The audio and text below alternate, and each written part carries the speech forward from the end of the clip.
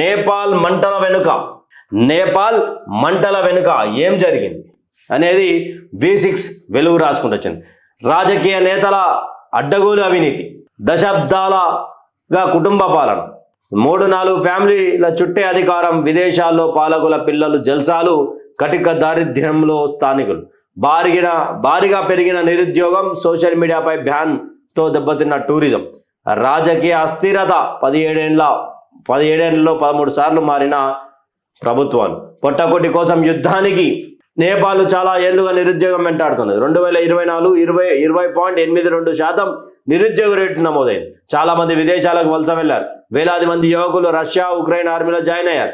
2024 ఫిబ్రవరి 11 వరకు 15,000 మంది రష్యన్ ఆర్మీలో చేరారు. వీళ్ళకి అక్కడి ఆర్మీ నెలకు $4,000 ఇచ్చేది. కొద్దిపాటి ట్రైనింగ్ ఇచ్చి వారిలో ముందు వరుసలో నిలబెట్టేది. దీంతో వేలాది మంది నేపాలీలు రష్యా, ఉక్రెయిన్ వారిలో ప్రాణాలు కోల్పోయారు. ఈ అంశం కూడా యువత ఆగ్రహానికి కారణమైంది.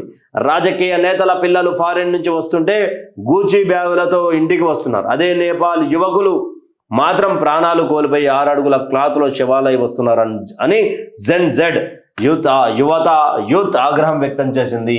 అయితే ఇక్కడ ప్రధాన అంశంగా నేపాల్ సంబంధించినటువంటిది ఏంటి అంటే, దీనికి నేపాల్లో ఈ యొక్క అవినీతి పరిపాలన జరగడానికి, అవినీతి కుంపటి రాజేసుకోవడానికి ఒక విషయం ఏంది అంటే, అది మంచిగానే ఉండే.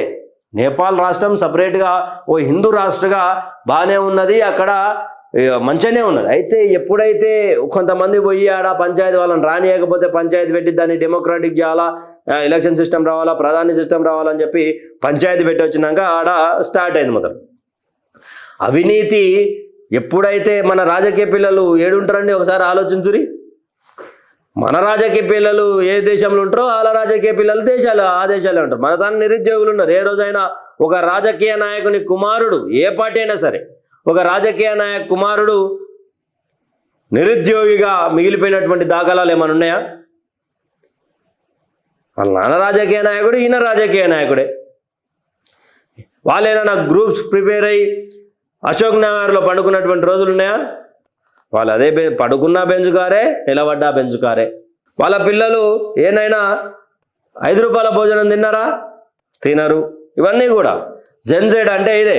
ఇక భారత్లో నేపాల్లో చూసి నేర్చుకోరి, బంగ్లాదేశ్ని చూసి నేర్చుకోరి, మయన్మార్ని చూసి నేర్చుకోరి, ఆఫ్ఘనిస్తాన్ చూసి నేర్చుకోరి, అది ఇదని నేర్చుకోరి అని చెప్పేసి కొంతమంది స్కువానా సెక్యులర్ వాదులు భారత్లో ఉన్నటువంటి యువతను రెచ్చగొట్టే ప్రయత్నం చేస్తారు. భారత్లో ఉన్నటువంటి యువతను రెచ్చగొడితే జెన్జెడ్ అనే ప్రోగ్రామ్ ఇట్లా స్టార్ట్ అయింది అనుకో, మొట్టమొదటగా ఎవరైతే రెచ్చగొట్టిరో వాళ్ళే బంగ్లాదేశ్లో హిందూ ఆడబిడ్డలు నువ్వు హిందూ అంటే ఎస్ అంటే దేనికి గురయ్యారో మీరు కూడా దానికే గురవుతారు. ఎందుకంటే అలాంటి పరిస్థితుల్లో ఎవడు ఆపే పరిస్థితి ఉండదు.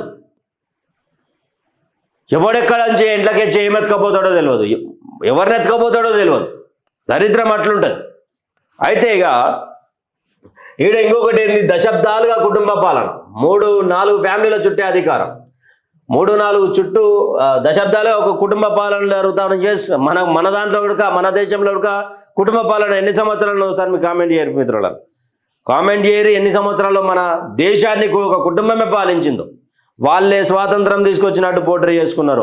వాళ్ళకు నచ్చినటువంటి పాఠాలను పిల్లలు చదివేటువంటి పుస్తకాలలో పెట్టిర్రు. కుటుంబ పాలన ఉన్నది అంటే అవినీతి కన్ఫర్మ్. ఎందుకంటే ఆ ఇంట్లో ఎవడో ఒకడు ఉంటాడు కదా దొంగోడు. విదేశాల పాలకుల పిల్లలు జల్సాలు, కటిక దారిద్ర్యంలో స్థానికులు. మరి ఎక్కడనైనా ఎమర్జెన్సీ టైం తీసుకుందాం. ఎగ్జాంపుల్, ఎమర్జెన్సీ టైంలో భారత్ మొత్తం విలవిలలాడిపోతుంటే ఒక పెద్ద మనిషి బర్త్డే ఏరోప్లేన్లో అయిందయా? స్ట్రేట్ ఎగ్జాంపుల్, భారత్ ఎమర్జెన్సీ అనే పేరుతోటి ఇబ్బంది పడుతూ ఉన్నటువంటి తరుణంలో ఏరోప్లెయిన్లో జెట్టో, ఈ రెండిట్లేదో జెట్టో ఏరోప్లెయిన్లను బర్త్డే కేక్ కట్ చేసుకున్నాడు. ఇక పిల్లలు జల్సాలు చేస్తూ ఉన్నారు, మేము కటిక దరిద్రంలో ఉన్నా అంటే మన ఇంట్లో ఎవరు రాజకీయ నాయకులు లేకపోయా కదా మరి మనముడికి అట్లా. లేకపోతే ఆ కుటుంబంలో రాజాగారి కుటుంబంలో మనం పుట్టకపోతాం కదా. ఇవన్నీ ఒక దేశాన్ని విచ్ఛిన్నం చేసేటువంటి పరిస్థితులు ఉంటాయి మిత్రులారా. ఒకసారి గుర్తుపెట్టుకోవాలా మీరు, దేశాన్ని విచ్ఛిన్నం చేయాల్సినటువంటి పరిస్థితుల్లో భారత్లో కూడా ఎన్నో అల్లర్లు సృష్టించాలని చూసిరు. పెద్ద మనిషి ఉన్నాడు కాబట్టి తాట తీస్తా అని చెప్పిండు. తమాషాలు చేస్తే పుచ్చలు పడుతాయని చెప్పిండు. తర్వాత సోషల్ మీడియా బ్యాన్తో దెబ్బతిన్న టూరిజంకి ఆడ ఉన్నటువంటి కొంచెం ఇబ్బందిగా మారింది. అయితే నేపాల్లో ఏమైంది? 24 గంటల్లోనే ప్రభుత్వం కుప్పకూలడానికి కారణం ఏమిటి? దశాబ్దాలుగా ఎన్నో సమస్యలతో లోపల రగిలిపోతున్న ప్రజల ఆగ్రహం సోషల్ మీడియాపై బ్యాన్తో ఒక్కసారిగా బద్దలేదు. జెట్ స్పీడ్తో జెట్ తరం దూసుకొచ్చింది. 3-4 కుటుంబాల చుట్టే పవర్ గేమ్ చక్కర్లు కొడుతుండడంతో స్థానికులు కటిక దరిద్రంలో మగ్గుతుంటే లీడర్ల పిల్లలు విదేశాల్లో తైతక్కలు ఆడడం, నానాటికి పెరిగిపోతున్న నిరుద్యోగం, అంతకు నెట్టిపోతున్న నాయకుల అవినీతి దందాలు, ఇలా ఎన్నో అంశాలపై యువతరం మరలబడింది. ఆ దాటికి పాలకులు రాజీనామాలు చేసి ప్రాణాలు అరచేతులు పెట్టుకొని పరుగులు తీసేయాల్సి వచ్చింది. వెలుగు సెంట్రల్ డెస్క్ అంటూ కూడా ఒకటి రాసుకుంటూ వచ్చింది. ఇదే ఈ పాయింట్. దీంట్లో 24 గంటల్లోనే ఏమైంది, అసలు ఆ ప్రభుత్వానికి ఏం జరిగింది, ఈ పంచాయతీ ఎందుకు స్టార్ట్ అయింది, ఎందుకు షూర్ అయింది అనేది కూడా ఒకసారి క్లియర్గా రాసుకొని వచ్చింది. ఎవరు వీళ్ళు? ఆ 3-4 కుటుంబాలు ఎవరు అంటే పుష్పకమల్ దహల్, కేపీ శర్మ ఓలీ, షేర్ బహదూర్ దేవ్బా, ఈ ముగ్గురు.